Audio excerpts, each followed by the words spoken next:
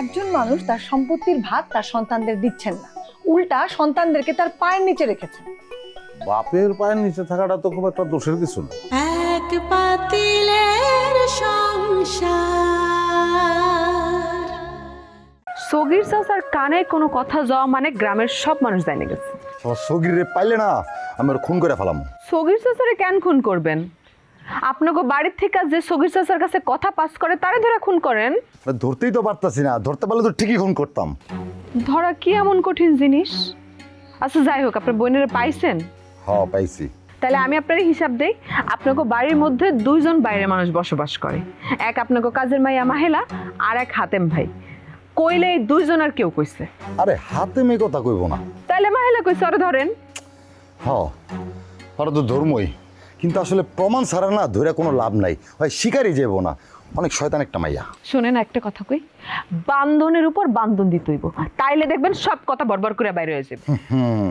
তুমি মনে হয় জানো না, বান্ধনের উপর বান্ধন দিলে বান্ধন টাইট হয় না, আরো ঢিলা হয়ে যায়। আচ্ছা যাই হোক, আপনি মাহেলারে ধরেন। ঠিক আছে ধরতাছি। আবার গায়ে হাত তুলেন না, মাইয়া মানুষ। আরে না, আমার কেন ওই অভ্যাস আছে আমি মায়াকে গায়ে হাত তুলুম? কখনো তোমার গায়ে হাত দিছি? এটা কি করলেন?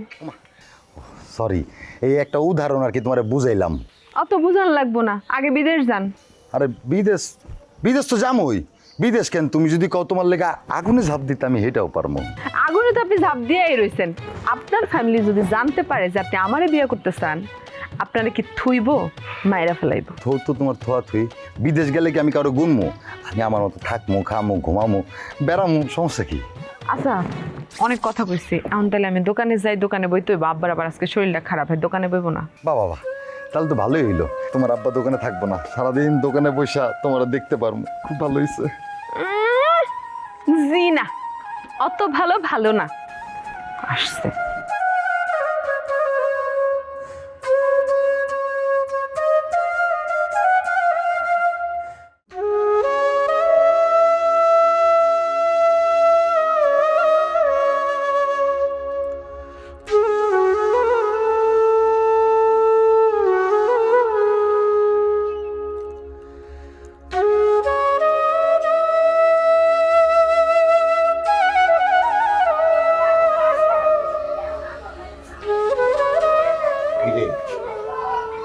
চা দিবি না? না, তুমি আমার সারা রাত বাইরে বসে রাখছো। এই জন্য চা দিবি না? হ, দিমু না। খারা, তোর জন্মের পর তোর দাদি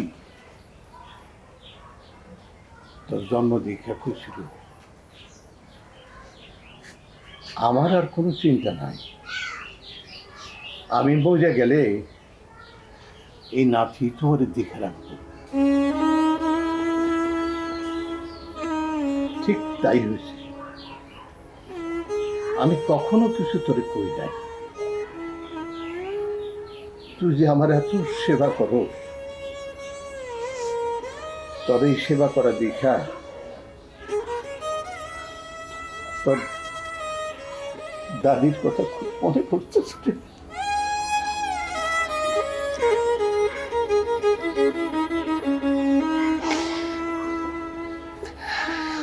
তুমি বউ, আমি চা এনে দিতেছি। আর একটু ব আমার পাশে ব।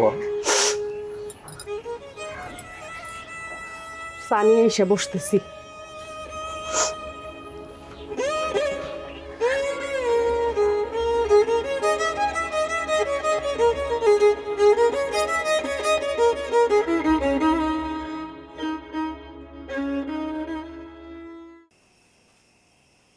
আমি তো চুলার দোকানদারের চুলা দিতে নিষেধ করে দিয়েছি। কেন?